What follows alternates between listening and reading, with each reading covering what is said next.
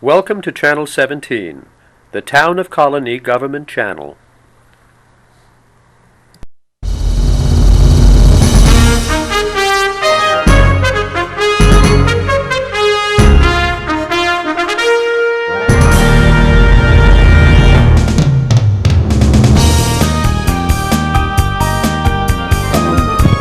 So now for our new book review. John was here in June, and we had such a great response. I really want to have him back. Most people, when I'm done with the review, I say, hey, if you ever want to come back, just let me know. But I couldn't even get to that point last time. When I was done, I said, thanks. He went, hey, this was great. I want to come back. So I'm glad he wanted to. The book today is called, and the reason, I don't even know how accurate this is anymore. John teaches at Siena, Schenectady County Community College in St. Rose. He almost has a PhD in theology. He's finishing it up, and he's a very busy guy, but I'm glad he wanted to come back. The book is called Shopping for God, How Christianity Went from In Your Heart to In Your Face by James Twitchell. Hey. Okay. Thank you very much. I'd like to begin this afternoon by playing a song. It's kind of a little ditty. It's not to be taken too seriously, but I thought it fit too well with the theme of the book. So I'm just going to go ahead and play that now. Let's take a listen to it.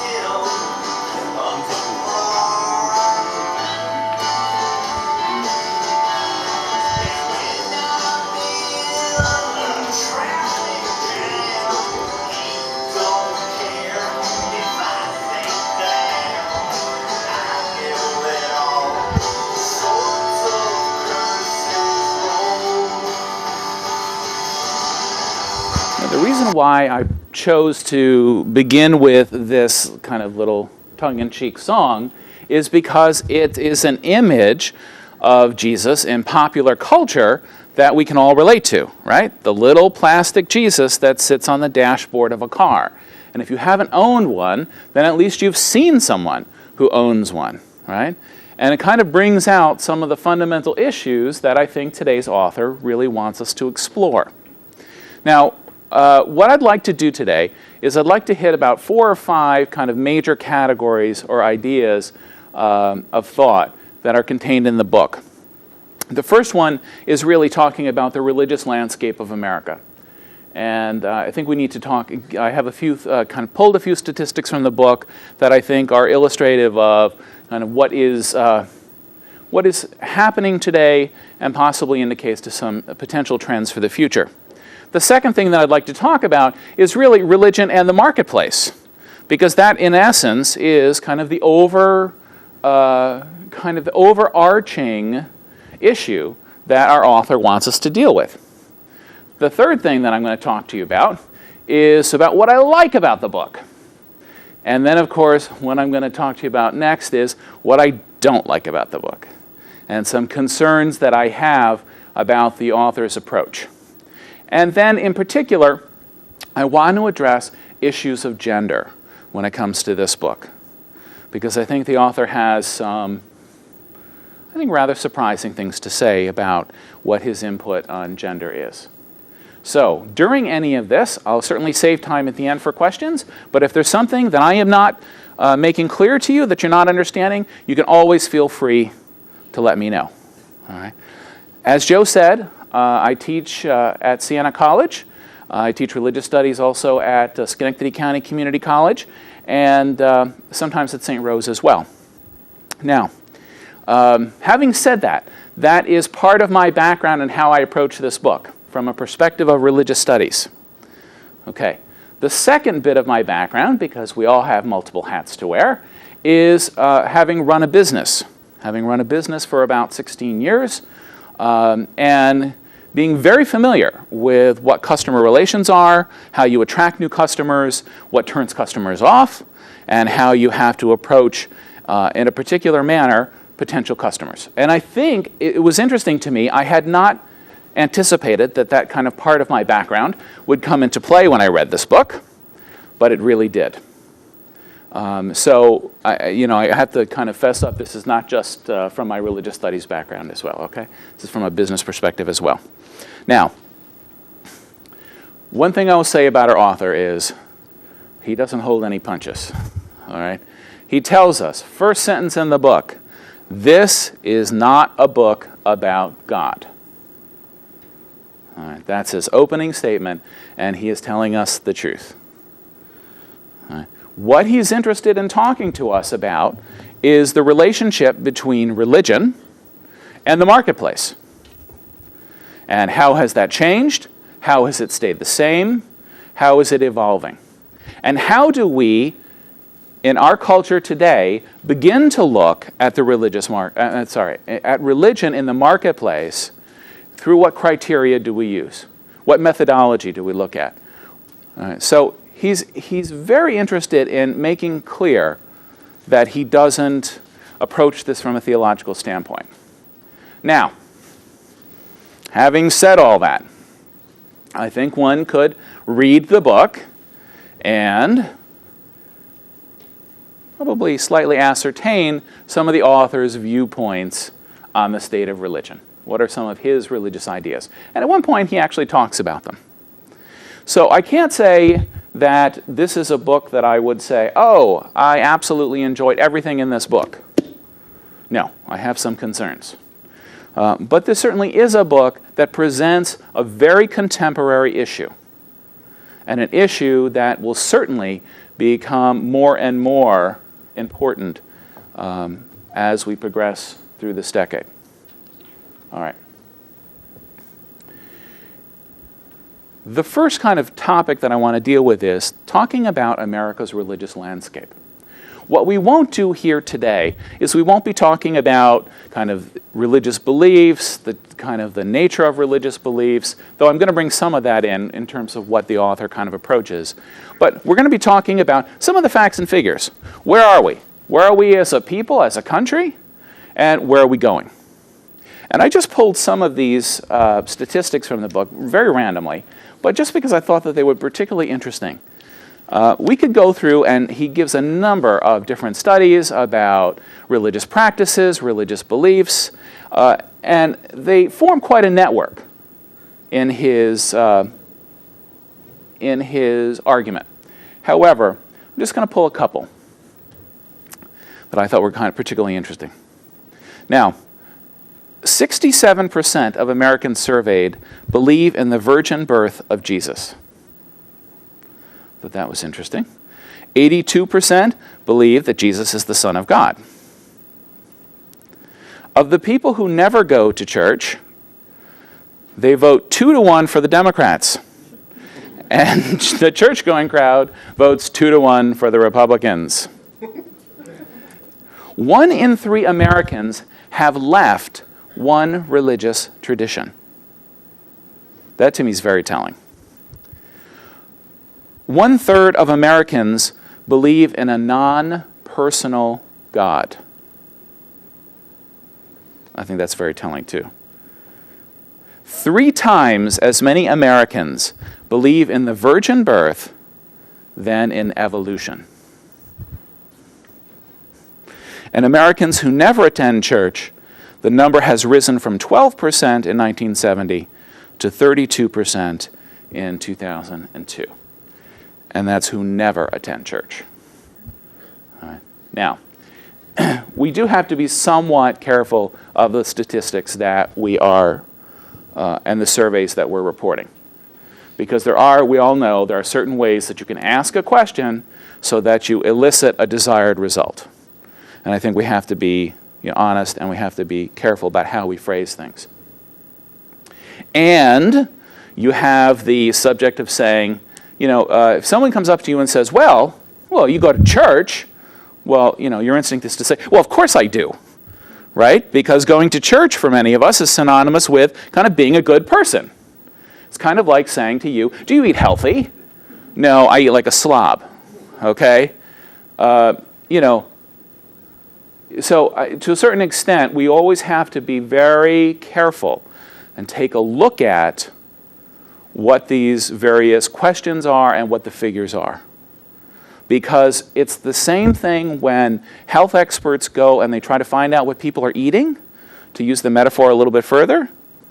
There's almost an unconscious redirection towards the goal of the researcher. Okay, so for instance, if somebody asks me to write down everything that I eat, I'm telling you, a half a cup goes from probably being this big to being this big. All right? And it's not necessarily that I'm not consciously telling the truth, but I am going to be more circumspect about what I truly am engaging in. And when we get to the topic of megachurches, that's one of the issues that are involved here. How reliable is the data that's sent to a church, and the church reports back its membership? And how do you determine membership? Do you determine that simply on people who've ever stepped foot in that institution? Or are these card-carrying members? Or are these people who are weekly attendants? So there's all kinds of variables here. So we have to be very careful when we look at these figures. But having said that, I think we can take a look at the issue and say that America truly is the most diverse religious country in the world. For better or for worse, that is, I think, an undeniable fact. We are very religiously diverse. All right, now, that doesn't exactly fit in with what kind of our author wants to talk about, but I think it's important to acknowledge that. It's important to acknowledge it. And part of my concern with some of the things that our author talks about today is the notion of, he has a tendency to quote data in one paragraph, and then to kind of come out with conclusions in the next paragraph that I would not necessarily be comfortable making that jump with. All right, it's open to interpretation, I guess is what I'm saying. All right, he's looking at the figures, and I'll admit it, he's got all the data, but I would probably not, on the basis of what he's telling me, make some of those jumps. Okay. So we need to be thinking about how America as a diverse, religiously diverse country can come to understand issues of religion and the marketplace. All right. So that kind of leads us right into our next major topic. How do we address issues of religion in the marketplace? Here's what our author does. Our author is not a theologian. He is a marketing guy and a professor of English. All right, so he doesn't come at this from the religious studies perspective. Now, you can say, hooray, or you can say, oh, that's problems, right? We all come from a certain discipline, at least the way that our present academic system is built up. And that academic system has its positives and its negatives. So, having said that, I think it's important to always bear in mind that this guy is a marketing guy. And I think you'll have no question of that if you read the book.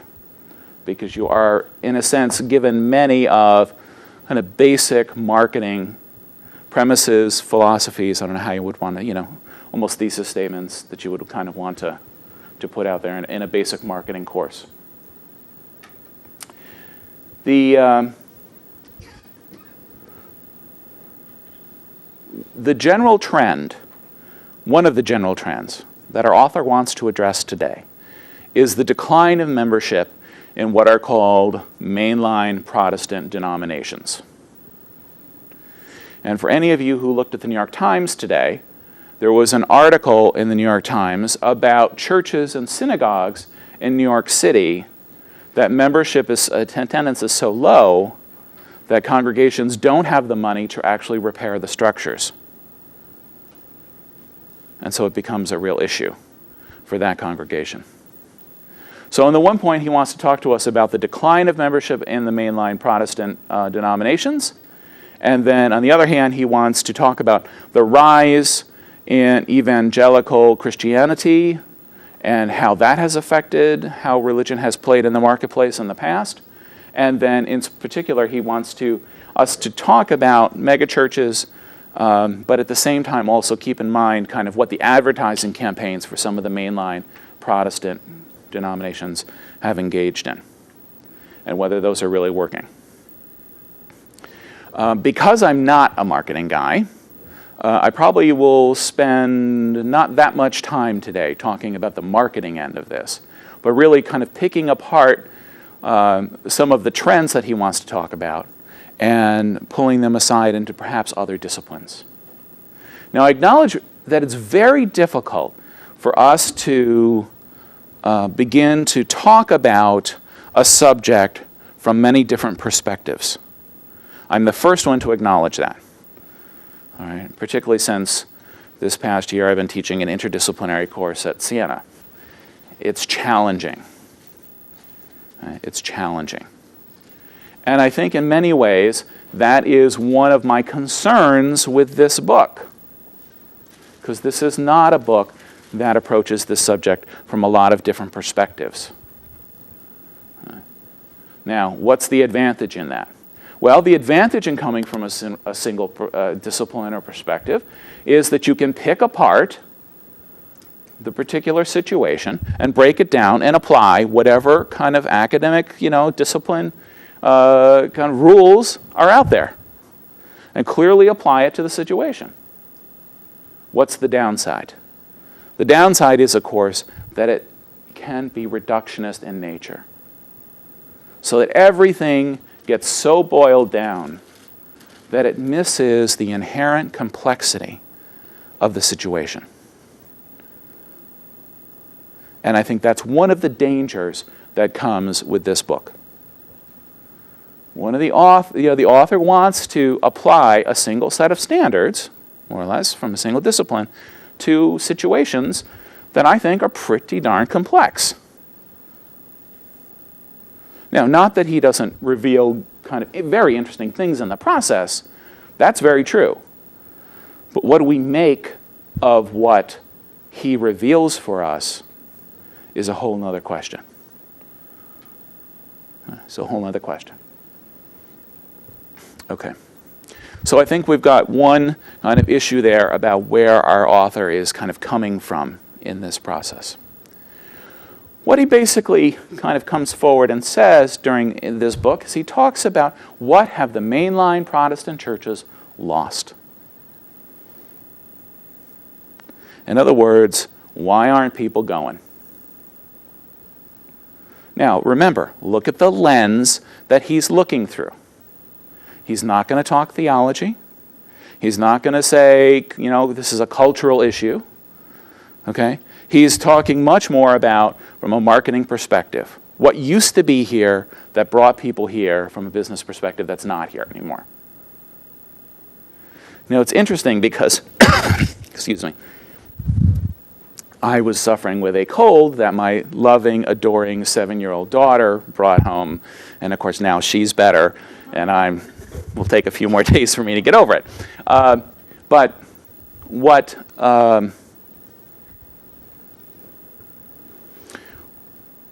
what he says basically is that mainline Protestant traditions used to be able to sell something. By attending one of the mainline Protestant churches, you bought into an identity. Now, for some of the, some of the Protestant denominations, he says that this identity had much to do with your social standing. And in support of that, he cites the idea, for instance, of Episcopalians, that there are more presidents who have been Episcopalians than any other religious tradition, et cetera, et cetera, et cetera. That there was, in a sense, almost a class distinction that came with participating in certain traditions. All right. He now believes that that's no longer true. And that using this kind of methodology, marketing methodology, he wants to then say to us that because they can't deliver the goods, there's no identity there, the old identity is not there of what this involved, that people are stopping going. I'm a little bit skeptical. And maybe there's some truth in this. But for a large part, I think there are many other complex reasons why Protestant mainline denominations, as well as the Roman Catholic and as well as other religious traditions, are kind of declining. What I think is far more interesting is why he says evangelical Christianity and megachurches are on the increase. This, I think, is much more interesting. What he says, what he believes, is that these evangelical churches and megachurches sell you an experience. They're sensation-based. Okay? Now, you think, how important is that really? Let me ask a question. Who here has been to a football game, basketball game, some kind of sporting event in person? Raise your hand. Okay. Now, who's watched one on TV? Okay. Of the two, for people who have done both, are they the same kind of experience? What's different? Crowd. Yeah, crowd. It's sensory, isn't it? You can feel it, huh? You can feel it. There is something about being there that gives it a different quality. That's why I have this love-hate relationship with, like the History Channel, because I love it, the fact that, they will discuss a topic, but on the other hand, when I'm watching something on TV, in particular, a lot of the rituals that they would show, they look hokey. And it has nothing to do with the rituals, but it's all about the removing of the experience and the medium of the television.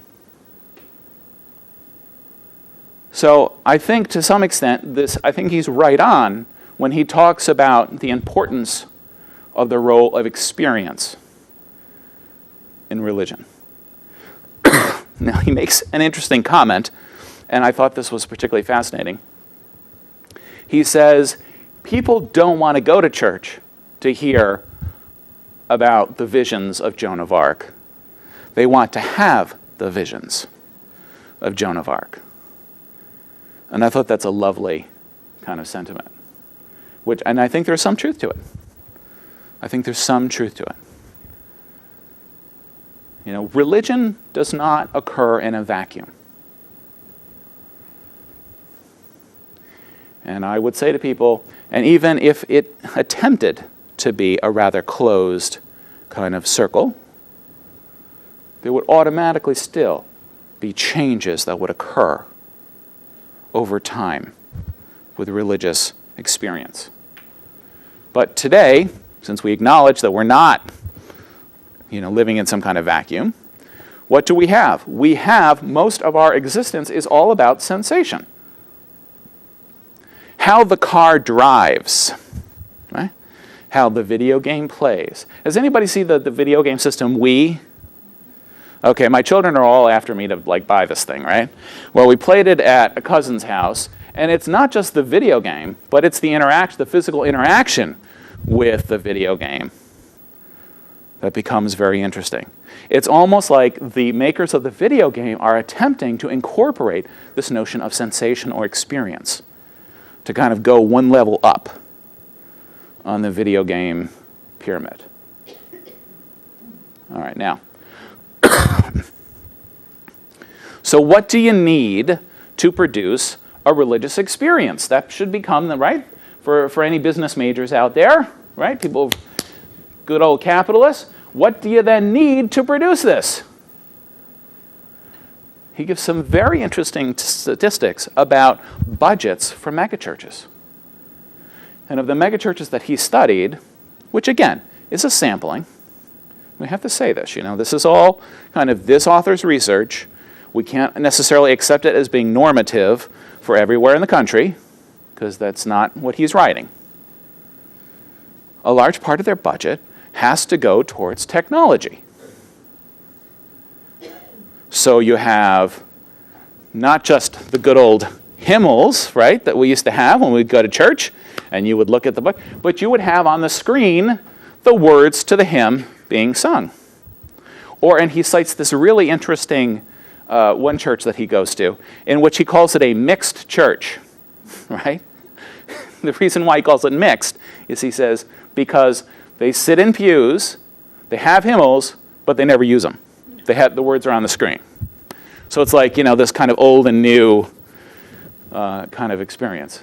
So you've got a stage, which occupies the place of a sanctuary. You've got a screen, and you've also got, in some of these churches, a screen in the back, so that the minister can go ahead and see what's occurring, watch himself or herself on the screen. So the technological part of this is very important, I think. And if you think about it, particularly for, younger folks, right? If I can use that loosely, coming out of this notion of video game technology, having the video experience, as well as the crowd around you, does, in a sense, give a ripe opportunity for a religious experience. Now, I am not saying that those religious experiences that are produced are inauthentic. Don't hear me say that, because that's not what I'm saying.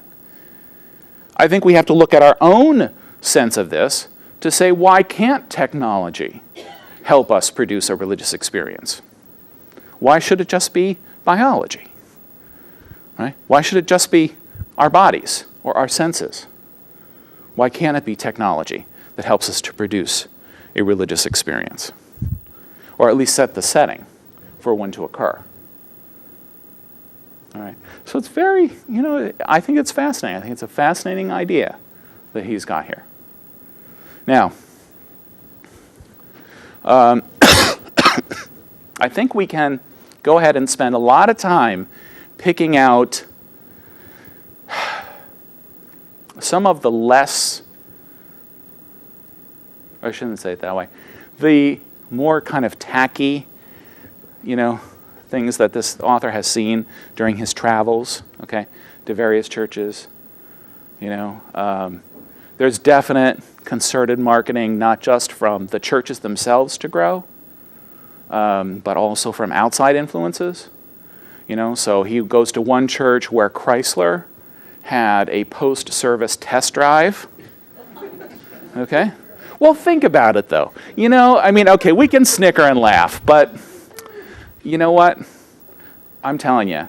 It's like, and by the way, he's in Orlando for a good portion of this book, which is great. We took our kids to Orlando this January, earlier in the month, and you know what? You can make fun of it. It was great. It was so family friendly. And I think, all we end up doing as a family is how can we save time? How can we save time? How can we how can we get the stuff done we want to get done, but save time? Now, I'm not saying that that's the right kind of motive to go into things with, but that's kind of a very common experience, that I hear from people. I don't think it's just us. We want to do more in less time. so you can go to church and shop for a car. Okay. Now, that is also, part of the community sense that develops with religion in the marketplace. All right, then we'll talk about specifically when we get into megachurches, we'll talk about what that looks like in this author's experience. All right.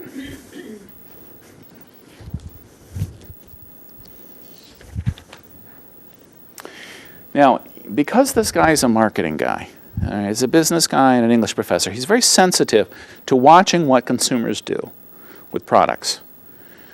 And he uses the term, which is not particularly well liked any longer in religious studies, he uses the term cults.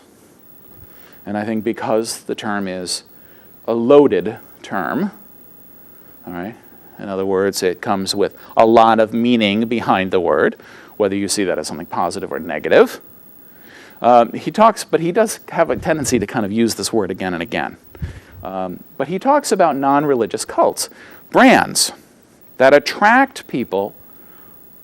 For instance, he uses Apple as an example.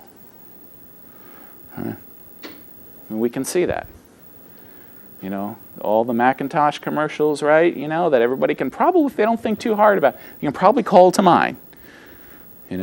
Or Harley Davidson. So he talks about somebody wanting to be buried in the Harley Davidson coffin. Okay? Which is a religious statement, is it not? In one way of thinking, it's a religious statement. It's where are you putting value about what is most important about you. In a sense, whether you believe in an afterlife or not. So he brings in, and I think that's kind of interesting. Now, he says some things which, again, the religious studies part of me wants to say, this makes me crazy. He equates parables with advertising. And what he's saying is that Jesus isn't advertising through the use of parables. He's not saying that. But what he's saying is that advertising uses parables to sell the desire, the experience, whatever. All right. That's kind of interesting. It's interesting how he combines the language, all right, how he feels that these things fit in. Now, as kind of a general overview of a lot of these new churches, he says that the emphasis there is on choice, not on doctrine. So you're making a choice to be there. You're making a choice to have whatever, God or Jesus or whoever, to help you. Right? And that he uses as an example in one church that said, hurt is the power of Satan. And Jesus is kind of the power of positive thinking. Very different, right? Very different from kind of traditional, what we would think of as traditional Christian teaching.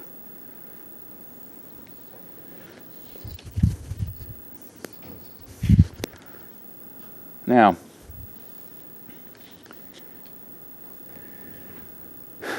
he has me concerned again when he talks about religion as a choice. The term he uses is religion's a choice pretending to be a calling. And I don't know for any of you, but for me, I find that a little harsh.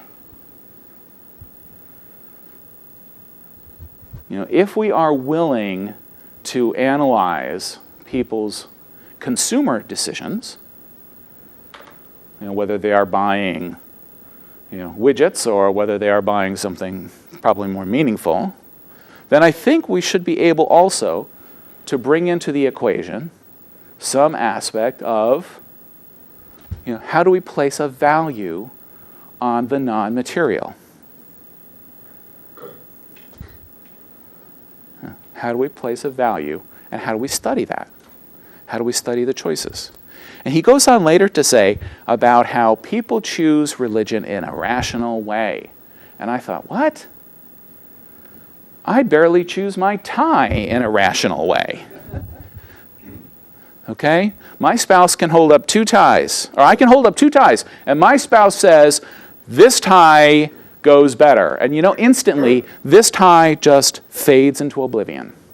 I don't even see it anymore. Okay? That has nothing to do with rationality. Nothing to do with it.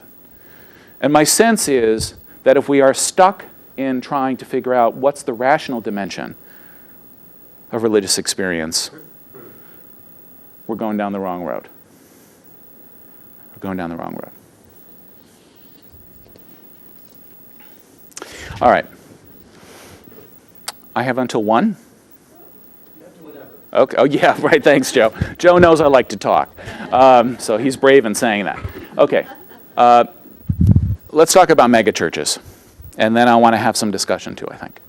Okay, let's talk about megachurches. Now, what is a megachurch? That's the first question.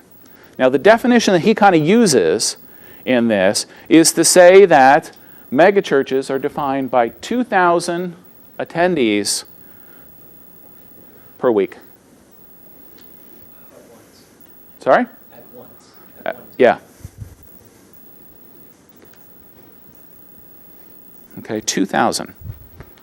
All right. Now, my little itty-bitty church, who has a couple hundred people, if that, on a good weekend, very different experience, huh? And then he talks about there is actually new terminology coming out to talk about churches where there are more than 10,000 at a service. So you have to watch for that language. Now, he quotes a statistic saying that megachurches come into being 1 every 3rd day. Which, that's staggering. To me, it's like what is it, Home Depot or Lowe's? They open a store every, like how much stuff do we need? How many bathroom sinks do we have to have access to? But, they're supposedly what? They open one like every 3 days or 4 days or whatever it is. It's staggering. It's staggering. So we want to talk about what that kind of experience looks like. Now, as I mentioned to you, there is very much present in this setting, this religious setting, all of the opportunities to have a religious experience. Why do I say opportunities? Because I'm not discounting this. I want you to get the fact that I'm not saying this is going to the movies. All right. I'm saying is that I think there are authentic religious experiences that happen here. I'm very interested in finding out what brings it about. What kind of setting do you need to have? And if we think about it, if you think about experiences, right? How many of us have been to the movies? Everyone, right? Everyone goes to the movies. Everyone has probably at some point cried at the movies. Yes? Or been afraid at the movies. When you know full well that that's not real.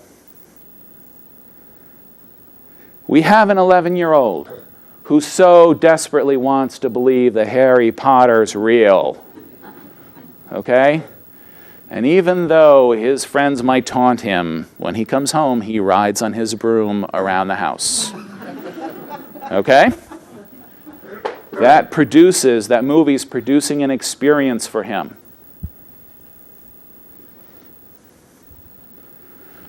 Now, the author draws, I think, one of the most interesting analogies in the book. He says, and he posits it as a question, are the megachurches of today really the kind of walled fortress cities that occurred in Tuscany, or the small medieval villages that occurred in the north of Europe?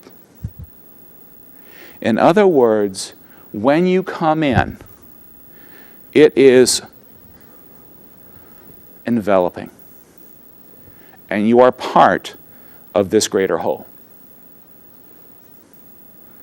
And the community, and in this large community, you find a lot of your needs being able to be met. So you have the business directories, and you have the small group meetings, and you have the small group meetings that deal with issues.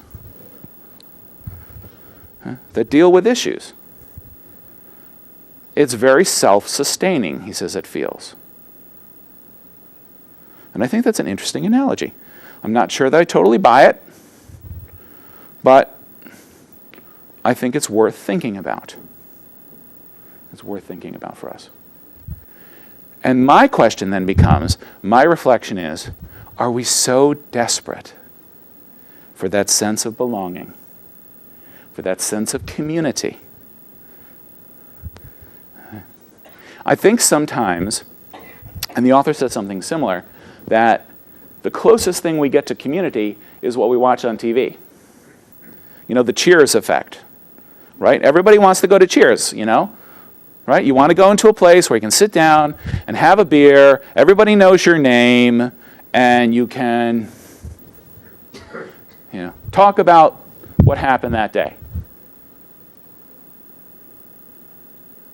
So I think outside of even the marketing question, outside of the kind of the business constraints, we have to look at, you know, what is this saying about Americans' need for community now?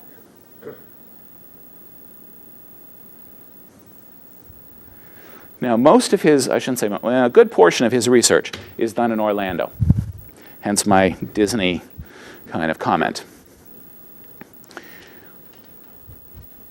My kind of revelation, my little epiphany, okay, that we had as we were running between 5 theme parks every single day with the 2 kids for a week, was that, you know, is Disney... Well, my reflection was, Disney is helping to shape primarily white, middle-class sensibility. In other words, some of the themes that you find they are really attempting to mold us. I'm not saying that's a bad thing. I mean, a lot of the stuff's lovely, don't get me wrong. But I think the same thing we can say about how we deal with church communities. They also mold us. All right. So it's this dynamic between the individual and the community. All right. And how do you negotiate it? And how do you feel the part of something when there are several thousand people around you? You are engaging in a shared experience. And yet they seem to negotiate well the difference between having this kind of transcendent experience and yet also having this personal experience. The transcendent experience of what lies beyond and the personal experience of going to Cheers. So it's interesting, and I think he does a pretty interesting job explaining his experiences there. And now some of the things, too, I mean, that he kind of throws in here are pretty wild. You know, and watch the language. He says that people who just drop in for a service are called seekers. And churches talk about vision and mission. Words that were not necessarily used in any kind of religious context the way he's intending the fact that the megachurch is used. You know, 30 years ago, you didn't hear those words. When you heard mission 30 years ago, we know what you meant, right? You had to collect money for the missionaries. Okay. He talks about how with one denomination, with one church, there was also this idea of plugging a movie. And I can't remember exactly what the name of the movie was. But the idea was if the minister mentioned the movie in his sermon, then the minister got to have his name entered in the drawing to win whatever, you know, a week somewhere or $10,000 or something. Okay. Now, you know, this sounds exactly like the movies, doesn't it? I mean, this sounds exactly like it. Like when you think, for instance, of, you know, when you are watching a movie and all of a sudden, you know, it's a Mac. It's an Apple computer that the person in the movie has. You know, or last night we were watching a movie and the person had a Dell. All right. It's kind of branding that is occurring inside the entertainment as compared to a commercial. All right, so now you've got something else happening inside the experience here. Then, of course, not to be left out of the iPod scene, very often churches will have what they call Godcasting instead of podcasting. So not only can you listen to the sermon, but then you can go back and you can download it onto your MP3 player or iPod and listen to it. And even he quotes this conversation that going to church can make you a better lover. Right? So this is something, this is something to take home. He quotes a very interesting conversation about a minister with two of his fellows from the congregation. And he talks to them about, basically, is coming to church made your sex life better? And the guy's like, oh, yeah, it has. I won't get into why that is, but I just felt that was a real interesting thing. And that, you think about what sells, right? What sells? Okay. I think he makes a nice distinction that in old line denominations, the value was placed on stability. And in new churches and mega churches, value is seen in terms of growth. So what denominations want to know is, how fast are you growing? Now, he does a really interesting examination of a program that the Methodist Church is engaged in called Igniting Ministry. And he really goes through a lot of their advertising, their posters, and so on and so forth. It's very interesting the way he kind of breaks it down. Now, at the same time, he makes me crazy because he simply talks about denominations in terms of a collection of people with like-minded ideals. And I don't think that's true at all. I think particularly the history of denominations are much more complex than that. Much more complex. Okay.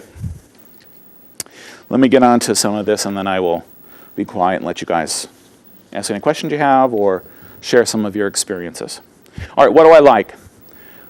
This is the first book that I've read where the author tells me, and he literally says this, if you're going to review this book, this is what your first line of the review should be. Okay, now, the line that he gives me to use is, shopping for God is just what you would expect from an apatheist. An apatheist, this is a term that someone made up, is a disinclination to care all that much about one's own religion and to care even less about somebody else's. Though I'm not so sure that I would put him in that category.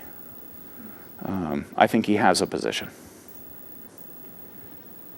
So he wants to talk to us about these churches, how they position themselves, how they separate themselves. Again, so think of this in terms of marketing, right? How does Church A separate itself from Church B? And he talks about going down this one strip in Orlando where there are, dozens of churches. And he gives a very interesting history. Everybody's seen those little signs that some churches have outside, like God allows U-turns and, those kinds of quippy little sayings, right? He talks about the actual history of those and where that began and how it made one church really successful and the church that was next door really not successful. And, and I'm the first one to read them. I'm the first one to read them when I drive by. Might not always like what they say, but I think it's kind of interesting. All right. What are my concerns? I think the biggest detraction that I find in the author's approach is that he wants to reduce this all to economics and business and marketing. And by doing so, he fails to appreciate the complexity of people's religious experience. And I think it shortchanges us to simply reduce it. All right. Now, perfect example of when he does this. He talks about teaching literature. And he says, nowadays, we have Caribbean authors. We have female authors. We have all of these authors who 30 years ago were left out or were not taught. And so what we've done is kind of gotten rid, this is his language, not mine, gotten rid of some of the dead white guys and brought in these others. And his reason for saying that we have done that is to increase our market share. so I can get more students from diverse groups into my course. Now that I think's wrong. And honestly, that borders on making me so nervous that I want to be almost slightly offended by that. Why? Because he neglects this whole idea of postmodernism, where we have finally begun to think about the other voices that are present, which have not been listened to previously. So it was our shortcoming that made this the established canon of literature, not what was out there. Not what was out there.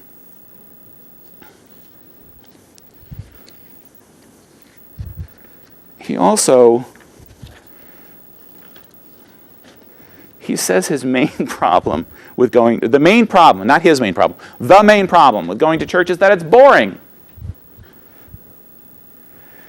And I think I agree with him somewhat. He says we live in a culture of excitement. If anybody wants to read novels that were written 100 years ago, they're not necessarily as action-packed as a genre as they are today. All right. This is one of my all-time questionable statements that this guy makes. The author states that, quote, despite the vast number of religions, nearly everyone in the world believes the same things in regards to soul, afterlife, miracles, etc. Ouch! You know, where's this guy coming from? Anybody want to come with me to the Hindu temple down the road? You know? Or over to the mosque? I mean, we are the most religiously diverse country in the world. And to sweep it aside and say, oh, well, you know, we're kind of all doing the same thing, speaks more about his American cultural patterns than it does about the reality of what's out there. And he does this again when he talks about, in terms of Roman Catholics, he says, the Roman Catholic voice. I don't think there's one Roman Catholic voice. At best, I think he's being imprecise if he's talking about church hierarchy. But I think you talk to Catholics today, you're going to get a whole variety of opinions on what they believe and what they don't. All right, I'll end with this. This is my concern, the stuff, part of the stuff that drove me so crazy was his notions of gender. He says, and he is right in this, that the majority of people who attend church on a weekly basis are women. That women sustain religious institutions to a much greater extent than men do. I think that's absolutely, I would find it hard to believe if anybody tried to argue with that. Now, and of course, even today, most of the ministers involved are not women, but are men. So he has things in here when he talks about why men don't go to church and why women love to go to church that are just almost very awkward. He has discussions of church dancing as, quote, church boogie. That's just too safe. He talks about churches going stale over time with the same ceremony. I don't necessarily know that that's right at all. He says that most men don't like to go to church because the clergy aren't men's men. So if John Wayne was preaching, okay, the pews would be full of guys. All right? But because women relate to a man who is sensitive and caring, not like the guy they got at home, okay, they come to kind of get their fix. Now, I find that, I mean, you know, we can laugh about it, but I find it kind of insulting. You know? Not just in terms of what he says about women, but also what he says about men. You know, are we all just kind of this, you know, we're looking for the big macho guy, and that's our stereotype, and that's what we look for? I don't think so. I don't think so. And he talks about that as being interesting. See, he avoids theology totally. He says that's the reason why most denominations are having a problem with gay clergy.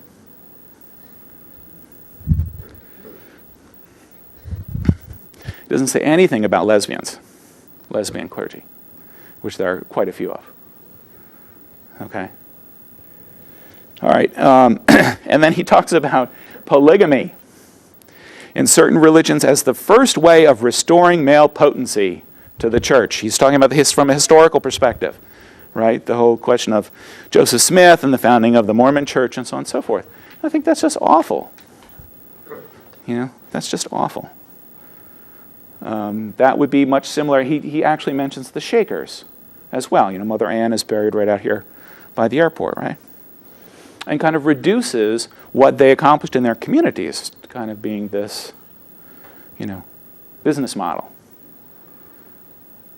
Okay, so I find that highly troubling.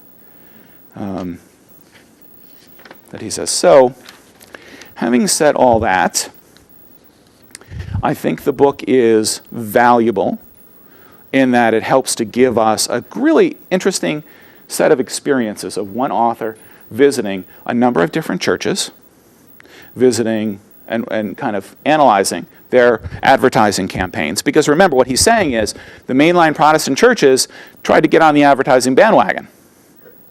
So all of the churches. Does anybody remember the UCC ad, United Church of Christ ad from a few years ago? I mean, it got more play because it was rejected by CBS, and I think I shouldn't say. Two of the three networks. I don't remember which ones. But it got rejected by two, and this was the commercial where there's a bouncer at the church door. Does anybody remember this? And then, like for instance, somebody walks up to the door, and it happens to be a gay couple who are holding hands, and the bouncer says, "No, definitely not. Step over there." And then somebody tries to get in a wheelchair. "Nope, you're not welcome." Then and of course, the end message on the commercial is Jesus didn't turn away people, and neither do we. Right? Very savvy marketing thing. It got more play because it got rejected than I think it had actually aired. All right. So he does examine those kinds of issues in the book. What he lacks, of course, is for us the richness of the complexity of one's religious experience and how that's a valued part of life for most people. Whether you determine that as a single person and kind of, dealing with this transcendent God, or whatever, spirit or higher power, however you want to define that, or whether or not you actually go and attend a weekly church service. So it's definitely worth a read. Keep your critical eyeglasses on when you read it, though. Okay? Thank you very much.